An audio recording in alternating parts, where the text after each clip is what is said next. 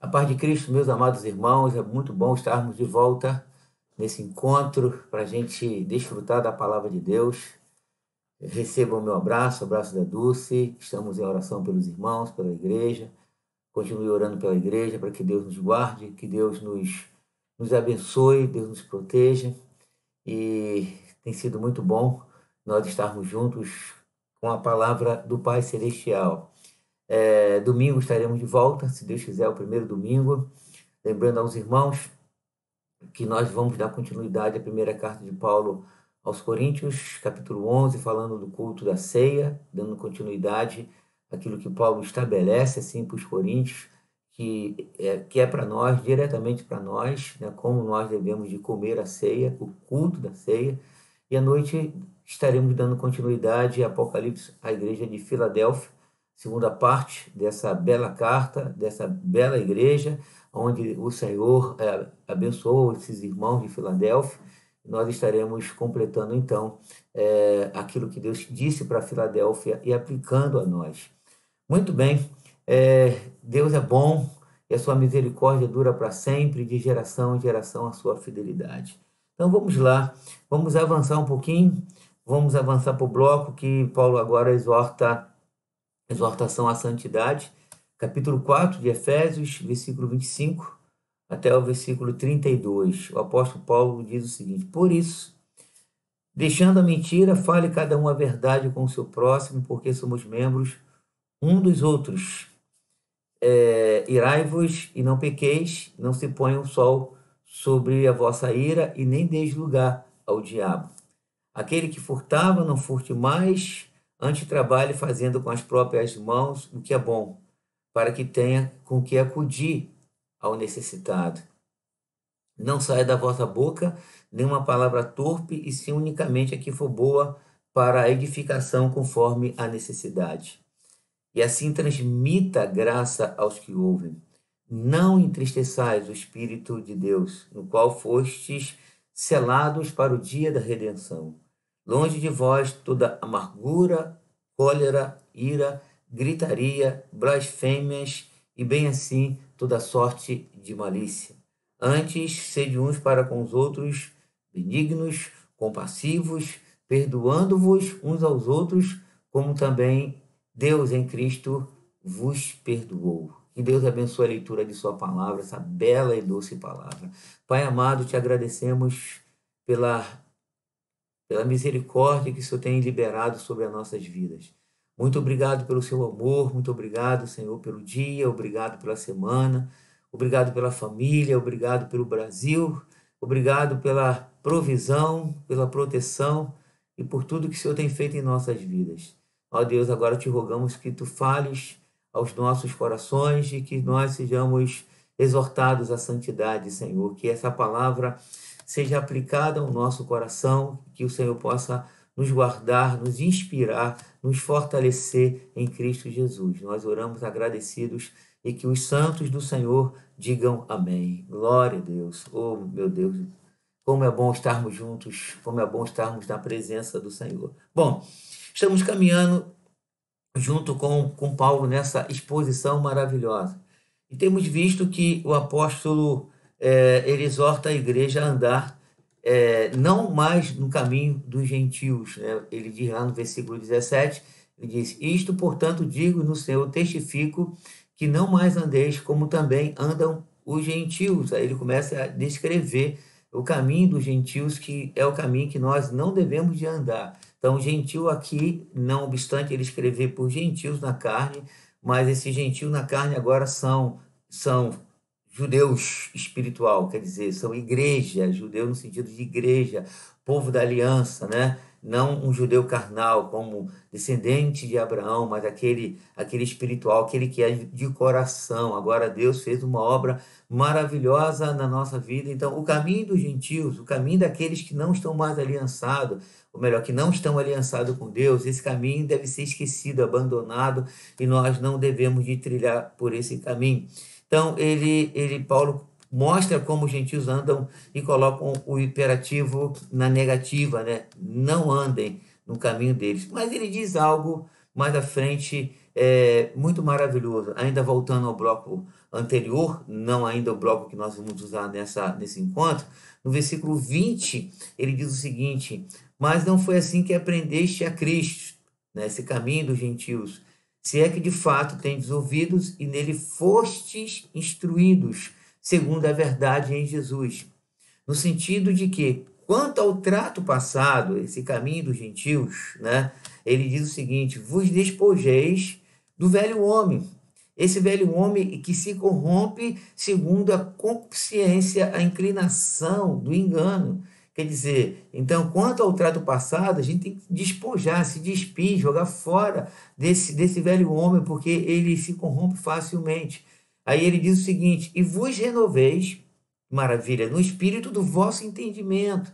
Quer dizer, recebemos o entendimento, a mente de Cristo, a gente precisa se renovar, e vos revestais do novo homem, criado segundo Deus, em justiça e retidão procedente da verdade. Então, aí o que ele faz? Depois dele mostrar isso, a gente entra nesse bloco que nós vamos usar a partir desse encontro, que é a exortação, ou as exortações à santidade. Aí ele começa com a palavra de transição, que essa palavra é muito importante na gramática para a gente compreender o texto. Ele diz, por isso. Agora, o que significa essa palavra de transição? Por isso, né? Por essa razão, por esse motivo, por essa causa. Mas por essa causa, qual foi a causa? Essa causa que eu acabei de ler para os irmãos agora. Eu quero trazer à memória somente o versículo 24, quando ele diz: e vos revistais do novo homem, criado segundo Deus. Então, o homem que foi criado segundo Deus foi algo que Deus fez aqui no nosso coração, foi uma obra do Espírito Santo. Nós podemos chamar de regeneração. Nós fomos regenerados, recriados de uma maneira maravilhosa. Nós somos agora um novo homem, né, no espírito do nosso entendimento. Deus fez uma obra maravilhosa na nossa vida, né? Então, esse novo homem é uma obra do Espírito Santo. Esse novo homem não é uma questão de uma lavagem cerebral. Esse novo homem não é uma capacidade nossa, não é a força de vontade, não é uma capacidade intelectual, não é ter assim um novo caráter, né? Mas é algo que Deus cria, é algo do céu, é algo que Deus fez na nossa vida. Então, para quem nasceu da água e do Espírito, as coisas velhas se passaram, eis que tudo se fez novo. Só que Paulo não tira a guerra, Paulo não tira, tanto é que ele exorta, não andeis mais no caminho dos gentios, né? Na vaidade dos seus próprios pensamentos. Então, há uma possibilidade de a gente voltar a esse caminho do gentio, há uma possibilidade de nós jogarmos fora, sairmos da cruz e começarmos a praticar as obras do velho homem, né? Mas o apóstolo Paulo diz que a gente tem que se despojar desse velho homem, se revestir, né? O que significa revestir? Se vestir novamente desse novo homem criado segundo Deus. Então, nós precisamos responder à obra do Espírito Santo na nossa vida. Aí Paulo começa a enumerar alguns itens que nós, que fomos nascidos da água do Espírito, fomos recriados em Deus, criado pelo poder do Senhor, nós devemos de praticar. Aí ele entra no versículo 25, né? Por isso, por essa razão, devemos de deixar a mentira. Fale a verdade um com o outro, com o seu próximo, porque somos membros um dos outros. Então, o primeiro ponto que o apóstolo Paulo coloca aqui é mentira. Se ele coloca aqui, eu não sei se ele coloca em ordem de grandeza, no entanto, pode ser ou não, mas isso também não importa muito. O importa é que nós devemos de abandonar a mentira. Deixar a mentira, muitas vezes, é um desafio para nós. Nós que somos cristãos, porque a verdade ela é muito complicada. Nós celebramos a verdade, nós falamos que a verdade tem que ser dita, mas nós não sabemos lidar com a verdade.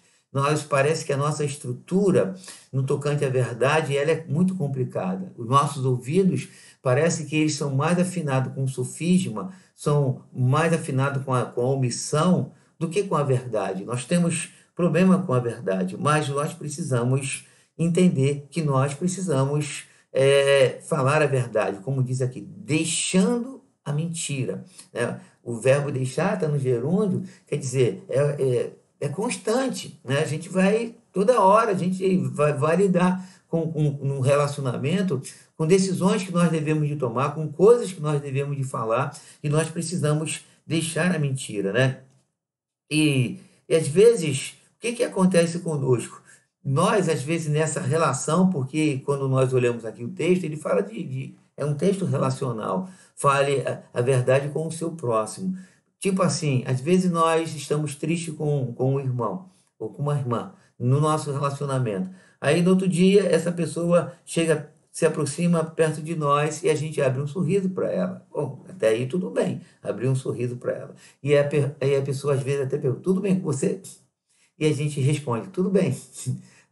E talvez a gente não seja sincero com ela, e a gente pode sorrir, mas a gente deve falar, não está tudo bem não. Aí ela vai perguntar, por quê? Estou triste com você. Aí ela vai perguntar, por causa de quê? Porque às vezes a gente entristece outra pessoa e a gente não percebe, né? Às vezes acontece, né? A gente está ali numa brincadeira, ou então está ali num argumento qualquer, a gente deixa sair uma palavra mal colocada e entristece o irmão e a gente não percebe. Eu me lembro, muitos anos atrás, eu ainda estava em Caxias, num dia da ceia, e eu estava ministrando, o pastor Santiago me pediu para eu ministrar, e aí eu falei sobre relacionamento, sobre perdão, e falei, a gente não pode comer a ceia sem se perdoar mutuamente. Aí eu disse assim, se tem alguém que tem alguma coisa contra mim, esse é o momento de você se reconciliar comigo.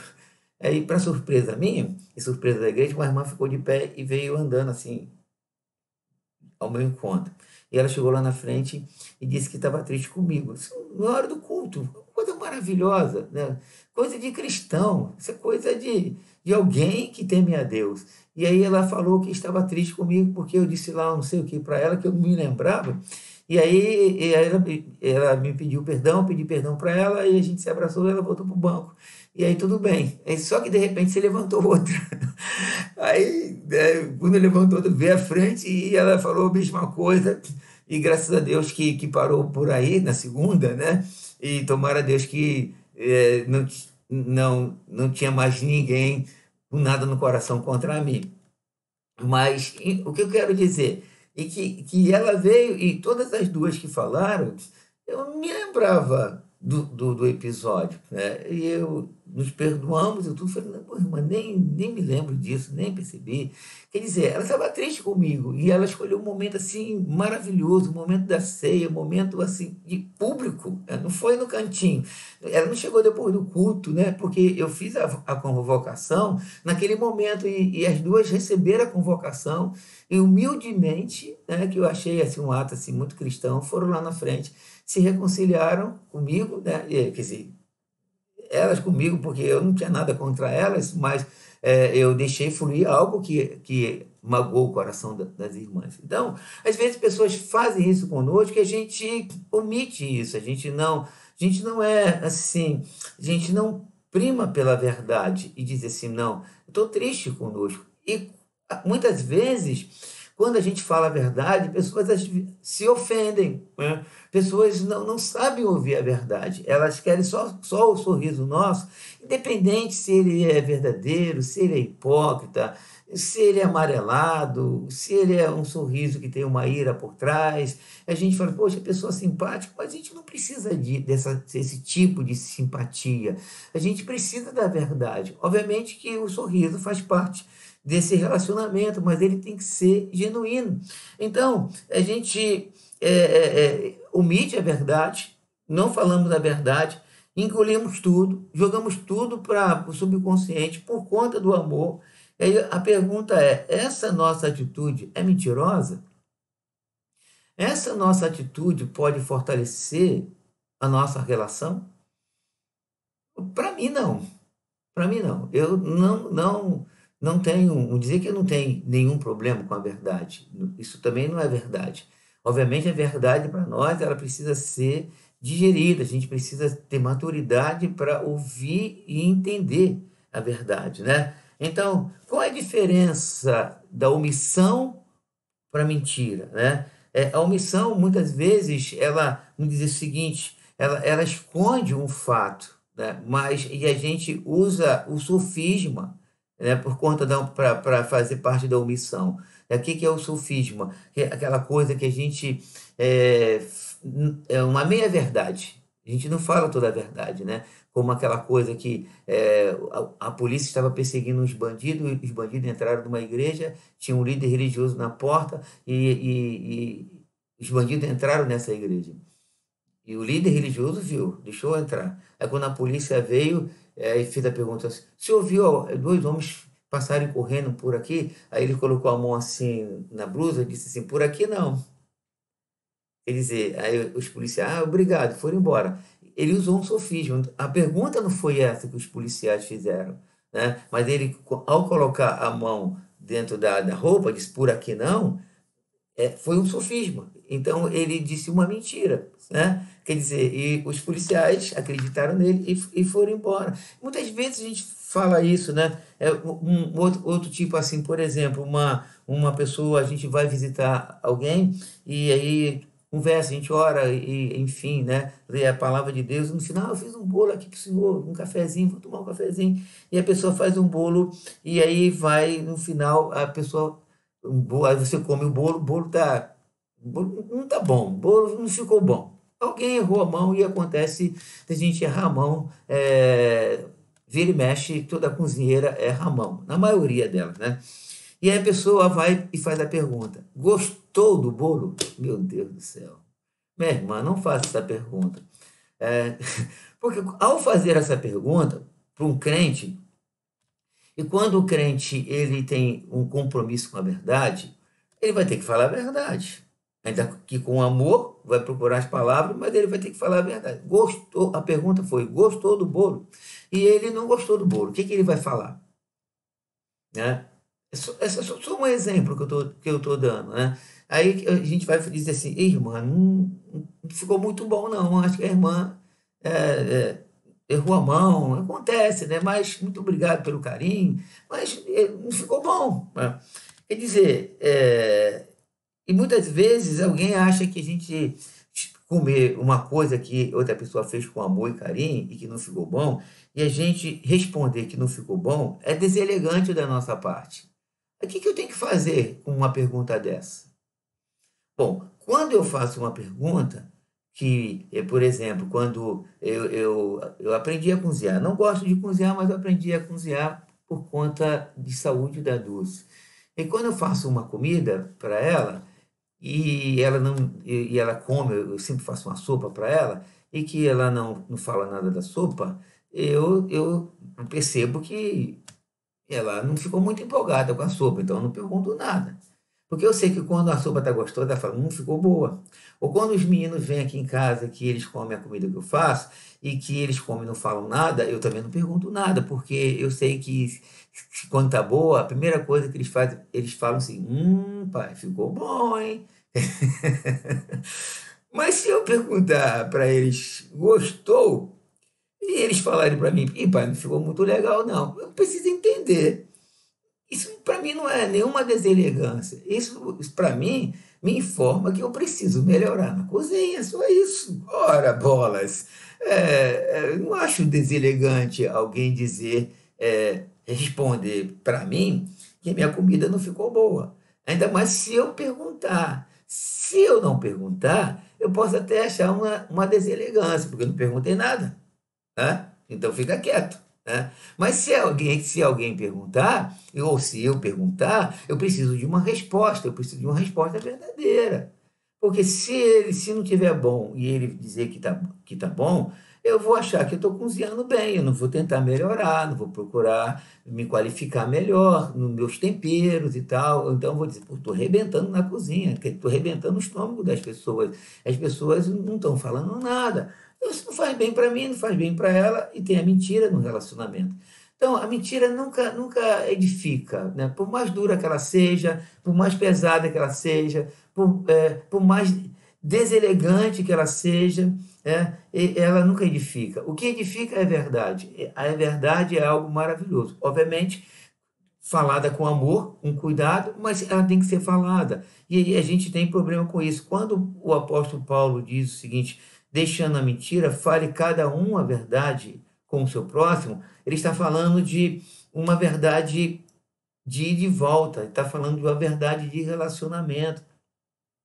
E quando nós olhamos para a igreja, às vezes nós temos na igreja um relacionamento fraco, a gente tem na igreja um relacionamento muito superficial, porque nós não sabemos lidar com a profundidade se chama verdade. Nós não sabemos falar para alguém que a gente está triste com ele, nós não sabemos falar com alguém que você me entristeceu com isso, né? Vamos dizer assim, muito expansivo, você avançou o sinal, você foi desregrado, a gente tem essa dificuldade de falar isso com os outros. A gente vive um relacionamento superficial. Aí a gente opta muito mais por distanciamento, né? Justamente por causa disso, a gente não acredita nas pessoas, a gente foge das pessoas. Mas, irmãos, essa não é a linha da palavra de Deus. Nós devemos de falar a verdade uns com os outros.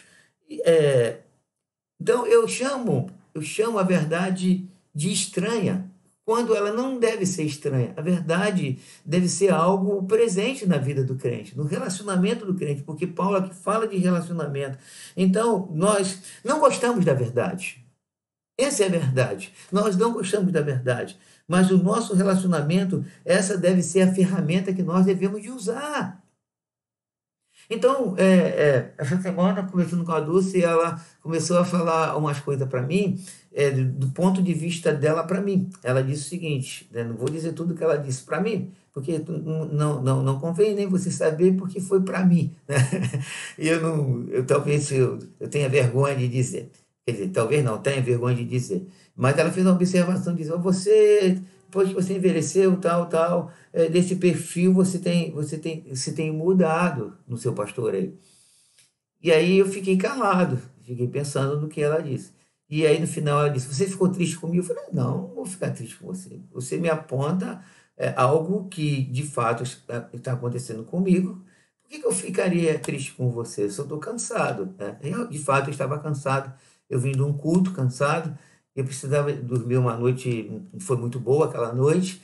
E aí, sentando com ela, falando do culto, como é que aconteceu, a gente conversando de igreja, de Bíblia, até da mensagem que eu tinha ministrado, aí ela fez essa observação. Mas ela disse a verdade para mim. Então, eu não posso me ressentir com isso. Eu tenho que agradecer a Deus pela instrumentalidade dela, que aponta um ponto que eu preciso despertar, melhorar, né, no meu pastoreio, e que alguém de fora que me ama e que disse a verdade. Ora, então eu não posso fugir disso, eu não posso rejeitar isso. Eu posso ficar triste não porque alguém diz a verdade. Eu devo ficar triste porque, de fato, eu preciso melhorar. Estou deficiente naquela parte. A minha tristeza deve ser por conta disso e eu preciso me levantar e tentar me aprimorar por conta de uma observação que alguém fez de uma verdade que está acontecendo na minha vida. E muitas vezes a gente rejeita, a gente tem argumento, não só você, eu também, às vezes, agora eu cedi, mas tem hora que eu não cedo, tem hora que eu tento me defender, mas a gente não pode se defender quando é verdade. O apóstolo Paulo, ao dizer isso, ele está dizendo para pessoas que foram revestidas de um novo homem criado segundo Deus.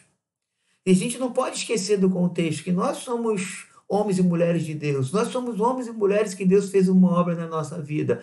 Então a gente precisa estar aberto para isso. E a gente sempre se resguarda. Não, ele deve ter alguma coisa contra mim.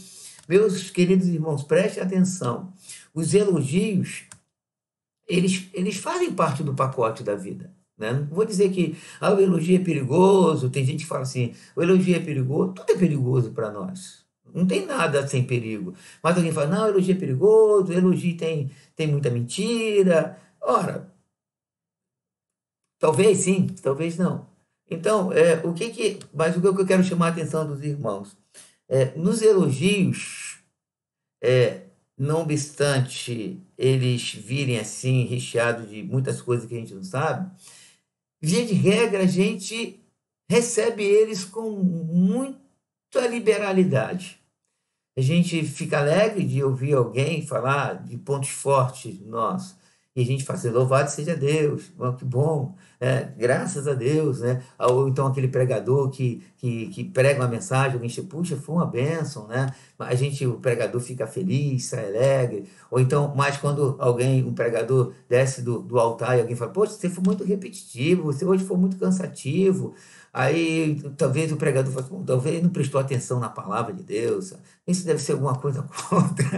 Enfim, a gente mais resistente a essas críticas, às vezes que são construtivas. O que eu chamo de crítica construtiva, quando alguém chega para mim e faz alguma observação, né, eu preciso prestar atenção nela.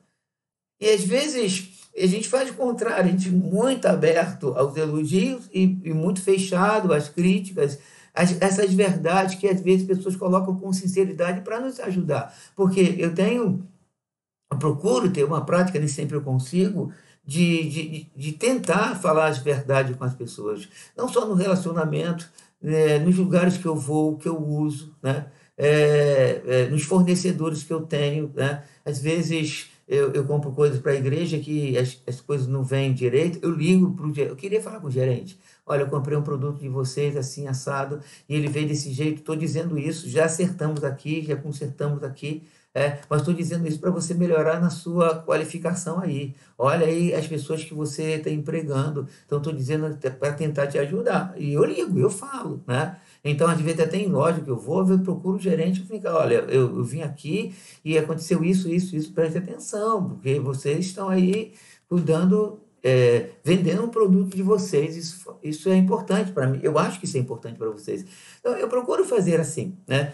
Porque eu acho que a verdade é um instrumento maravilhoso, a verdade é um instrumento que edifica, a verdade é um instrumento que ajuda, né? Ainda que alguém não goste, ele pode até não gostar da verdade que a gente ministre. A irmã do bolo, vamos voltar para o bolo, ela pode até ficar triste, pô, eu fiz um bolo com tanto carinho para o bispo, ele disse que não gostou. Pô, eu não sou doido, quando eu como um bolo que está bom, eu falo, que delícia, poxa, meus parabéns. A irmã estava maravilhoso, né? Mas se eu como algo que alguém errou na mão, eu tenho e ela me pergunta, se não me perguntar, também não falo nada, não. Vou lá, tomo um sorrisal, tudo bem, fico quieto. Mas se me perguntar, eu tenho que falar, eu tenho que tomar um sorrisal. Para que ela, na próxima vez, preste atenção, né? Como vai fazer as coisas. O que tem isso de mal, gente? O que tem isso de mal dizer para alguém que foi infeliz numa palavra, que foi infeliz numa brincadeira, que foi infeliz numa posição, e eu dizer para essa pessoa que ela avançou o sinal?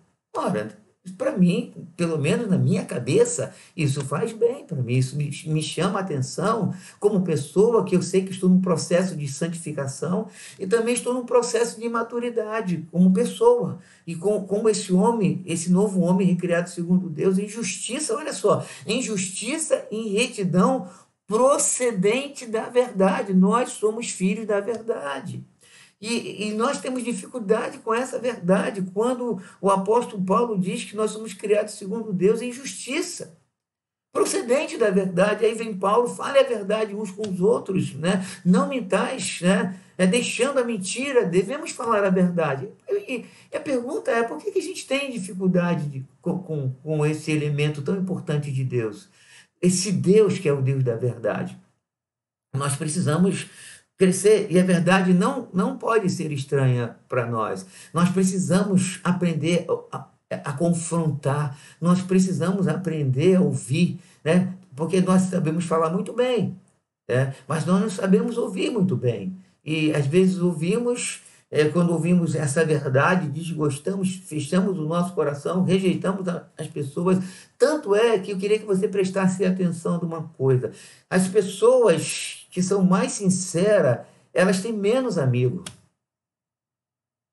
Pessoas não gostam de pessoas sinceras. Ah, mas ele é sincero, mas ele é muito bruto. Eu prefiro lidar com alguém bruto, sincero, do que com alguém doce, hipócrita. Porque hipocrisia não deve fazer parte e não faz parte do pacote do versículo 24. Esse novo homem criado segundo Deus em justiça e retidão procedente da verdade, ele rejeita a hipocrisia. Não obstante, ela está sempre em volta de nós e vira e mexe, ela pode até nos pegar, mas ela não pode fazer parte de nós. Aí vamos voltar para aqueles que são sinceros, que a gente os chama de bruto, chama de pavio curto, né? Ah, mas ele é muito bruto, fala assim na cara, e aí a gente corre desse tipo de pessoa. Eu não tenho problema com essas pessoas. Graças a Deus. Não estou dizendo que eu celebro essas coisas, porque eu sou como você, eu tô no processo, né? Estou no processo, mas eu não tenho assim, essas dificuldades todas, né? De alguém chegar para mim e falar algumas coisas para mim, a ponto de eu já, essas pessoas sinceras, sentarem no meu gabinete e falarem coisas, às vezes, até pesadas para mim. Eu olho para elas e procuro compreendê-las, né? E oro por elas, e aí eu percebo que o relacionamento que eu tenho com elas é um relacionamento cristão, mesmo depois delas falarem uma verdade para mim, do que elas estavam sentindo, né? Coisas que elas sentiram contra mim, porque o líder sempre ele vai ter isso, não tem como tirar isso do pacote de uma liderança. O líder vai falar coisas, fazer coisas que pessoas não gostam, né? E o líder, não é porque ele é líder, porque ele é ungido do Senhor, que às vezes ele fala coisa que extrapola, que excede, né? Às vezes eu falo coisa que excede. E eu louvo a Deus quando alguém senta e fala isso para mim. E eu, com a graça de Deus, procuro compreender. Às vezes eu demoro um pouco, às vezes eu tenho que ir em oração, tenho que diluir aquilo em oração, tenho que repensar, né? Um dia, 2 dias, ou mais dias, repensar aquilo e aí até chegar num final que aquela pessoa disse uma verdade do coração dela. E eu preciso entender isso.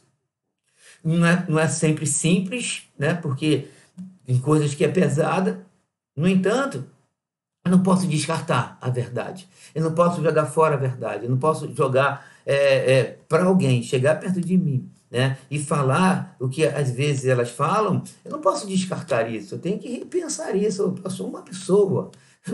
Eu não sou o dono da verdade, eu não sou aquela pessoa perfeita. Então, eu sou uma pessoa que estou no processo junto com meus irmãos, não obstante ser um pastor da igreja, eu também sou uma pessoa e como você, eu erro e nós erramos e nós precisamos cuidar um dos outros, precisamos lidar com a verdade um dos outros para a gente ser curado, senão a gente não vai ser curado. A gente vai viver num mundo de fantasia, de mentira, de hipocrisia, e esse não é o mundo cristão. O mundo cristão é o mundo real, é o mundo da verdade, e a gente precisa lidar com essa questão. Agora, outra coisa, via de regra, as pessoas muito populares, elas são politicamente corretas.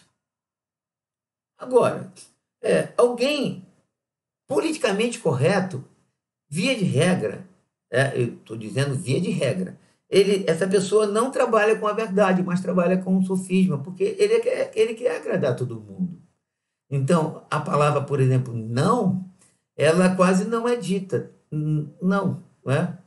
Não pode, não quero, não gosto. Porque isso, para nós, por exemplo, a gente hoje está num momento da sociedade que todo mundo tem rede social. E quem não tem rede social, às vezes ele é taxado de muitas coisas, muitos adjetivos.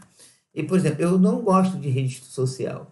E aconteceu um fato engraçado, a gente estava conversando com os bispos, e aí eles falando lá dos contatos da rede social. Aí eles me perguntam, mas por que você não tem rede social? Eu falei, porque eu não gosto. Meu estômago é muito pequeno para ter rede social. Não gosto disso. Aí um disse assim, então você tem que rasgar sua Bíblia, porque senão a gente estava lendo ainda a Bíblia no rolo, nos papiros. Eu falei, não, você tá equivocado. Eu não disse que eu não uso internet. Eu uso internet para estudar, para pagar minhas contas, eu uso internet para pesquisar, eu estou fazendo aqui, eu faço live, eu estou usando a internet. Eu disse que eu não gosto de rede social. Então, quando alguém fala isso num período desse, ele não é politicamente correto, né? Aí teve uma irmã que alguém a chamou para entrar num grupo e ela disse assim para mim, não, eu não gosto, mas eu ia escrever que eu sou muito tímida, que... Eu falei, não, você tem que falar a verdade. Fala assim, eu pode até escrever que é tímida, eu sou tímida e também eu não gosto. Mas o politicamente correto usa essas, sabe como é que é, essas coisas para não agredir. Ora, eu preciso respeitar alguém. Quando ele chega para mim, eu faço uma pergunta para ele: por que você não tem rede social? E ele responde para mim: porque eu não gosto. Eu tenho que respeitar essa pessoa. Ele não gosta, não gosta. Tudo bem, ele fica fora, eu fico dentro, se eu gosto, né? Então, aí alguém chega até a agredir o outro, porque não tem. Aí, para ele não ficar fora do grupo, para ele não ficar, vamos dizer assim, dinossauro, aí ele até faz, não, de vez em quando eu entro e tal, para ser politicamente correto, mesmo ele não gostando. Ó, eu não tenho essa cara, eu não tenho esse perfil, então eu não gosto. Ponto final. Entende? Até para falar nesse negócio, eu fico meio chateado, que eu não gosto. Desculpe. Mas a gente não gosta de pessoas assim, né? Mas o politicamente correto, eles conseguem. Não, não, eu sou crente. Sou crente, e aí crente, ele é, sabe, politicamente nem sempre correto. Mas voltemos para o versículo da palavra de Deus. Aí Paulo diz, por isso, porque vocês foram revestidos do novo homem, vocês devem andar segundo a justiça, a retidão, essa retidão que procede da verdade. Devemos de falar a verdade uns com os outros. Irmãos, nós somos irmãos comprometidos em Cristo Jesus. E isso deve ter o respeito entre nós. A gente entender o ponto de vista de cada um de nós e respeitar uns aos outros, falar a verdade uns com os outros, né? Obviamente, a verdade, ela tem o seu tempo, tem o seu tempero, eu acredito nisso, né? Eu acredito que a gente precisa ter cuidado nas nossas palavras, mas nós precisamos praticar isso. E a segunda coisa que o apóstolo Paulo diz aqui, que como nós devemos viver, é o verso 25. Ele diz, irai-vos e não pequeis, não se põe o sol sobre a vossa ira. E o que a gente percebe aqui? Que a ira ela é muito próxima do pecado. Nós podemos nos irar, como disse aqui a palavra de Deus, irai-vos, mas não pequeis. Agora, a pergunta seria então, como podemos se irar e não pecar? Tendo domínio próprio. Nós precisamos ter o domínio próprio, porque se a gente não tiver o domínio próprio, nós vamos, de fato, dar lugar a essa ira e a gente vai pecar. Aí o apóstolo Paulo disse, não se ponha o sol sobre a vossa ira, quer dizer, não deixe passar o dia, né? Não se deixe alongar isso, né? Procure tratar disso rapidamente, né? Mas quando é que nós pecamos nessa ira? Quando nós somos agressivos, né? Quando nós machucamos pessoas sem piedade, porque às vezes existem duas maneiras de nós machucarmos pessoas. Falando, às vezes a gente machuca pessoas sem a intenção, né? A gente fala coisas sem pensar, mas não é intencional, né? E essas as palavras fluem nesse momento você fica quente, as palavras fluem, mas você não é intencional. Mas tem as palavras que são intencionais. Você se ira e você busca palavras agudas ou pontiagudas com uma intenção de ferir a pessoa. Aí é perversidade. Aí, quando a gente se ira e usa essa intencionalidade, né, de rebuscar as palavras maliciosamente, com perversidade, aí é muito grave. Aí a gente precisa, de fato, colocar a boca no pó e pedir perdão a Deus por conta disso. Nós precisamos dizer, Senhor, tem misericórdia de mim, guarda o meu coração em nome de Jesus Cristo, né? Eu creio na verdade, né? Eu creio que nós devemos falar a verdade, mas eu também creio que ela tem que ser falada com amor, a gente tem que falar com tempero. Quando eu disse anteriormente sobre a verdade, não estou dizendo que a gente, do sincero, que a gente precisa sair, não é assim mesmo, eu falo a verdade, está tudo certo, mas eu quis dizer, eu queria que você entendesse, não tenha um entendimento binário, né? Quer dizer, o que é um entendimento binário? É verdade ou mentira? Então tá tudo, não é isso que eu quis dizer, eu entendo isso, que nós somos homens e mulheres de Deus, nós devemos de ter tempero. No entanto, quando a ira entra, ela pode ser perniciosa, aí a gente precisa ter cuidado. E a ira faz parte do pacote, mas o pecado não. O pecado não. Quer dizer, na ira você pode levantar a voz, né? Na ira você pode, às vezes, ter uma ação mais, vamos dizer assim, acelerada, mas você precisa chegar até o ponto de não pecar. Porque quando você ultrapassa a linha do pecado, aí, como disse Paulo, você pode se irar, mas você não deve pecar. Que Deus possa guardar o nosso coração, né? Então precisamos, às vezes, nesse relacionamento, porque Paulo aqui está falando de relacionamento, nós precisamos discernir, vamos dizer, a pessoa com quem nós estamos lidando, né? A gente se ira com certas pessoas, a gente pode até usar palavras mais pesada com elas, né? Mais forte, porque tem pessoas que elas só ouvem quando as palavras são mais fortes. Mas tem pessoa que não precisa disso. Tem pessoa que só um toque, tem pessoa que tem um discernimento muito sensível. Você levanta só assim a bandeira e ela já percebe o que você está sentindo, aí está resolvido a questão. Mas tem pessoas que você precisa ser mais dura com ela, né? Então, no entanto, devemos de ter cuidado com a ira, né? É, nós precisamos estar muito atento, nós precisamos ser cheios do Espírito Santo, nós precisamos ter, vamos dizer assim, o domínio próprio, porque o domínio próprio é algo de Deus, é um fruto do Espírito Santo, mas nós precisamos saber lidar com essas coisas. Agora, qual é o perigo da ira? O perigo da ira é que ela pode abrir uma porta para o inimigo, porque quando a ira ela abre a porta para o pecado, ela abre uma outra porta, né? Vamos voltar para o texto. Verso 26, ele diz: irai-vos e não pequeis, não se ponha o sol sobre a vossa ira. E aí ele continua: nem deis lugar ao diabo. Perceberam? Porque nessa ira, quando a gente peca, o diabo pode entrar e aproveitar, entrar para dividir, para confundir, para colocar sua cunha, para fazer mal no nosso relacionamento, para nos distanciar de fato. Ele anda em nosso derredor procurando alguém para tragar, e o crente não pode ser iracundo. Ele pode sentir ira, mas não pode ser iracundo. Qual é a diferença dessas duas coisas? O iracundo é aquele que vive num estado de ira, tudo ele se ira, tudo incomoda para ele, e sentir ira ela é dentro do campo esporádico. Ele sente ira agora, numa determinada situação, lá na frente, de tantos dias, não sei quanto tempo, ele pode se irar novamente, mas o iracundo, ele anda no campo minado, ele é uma pessoa que anda no campo muito perigoso.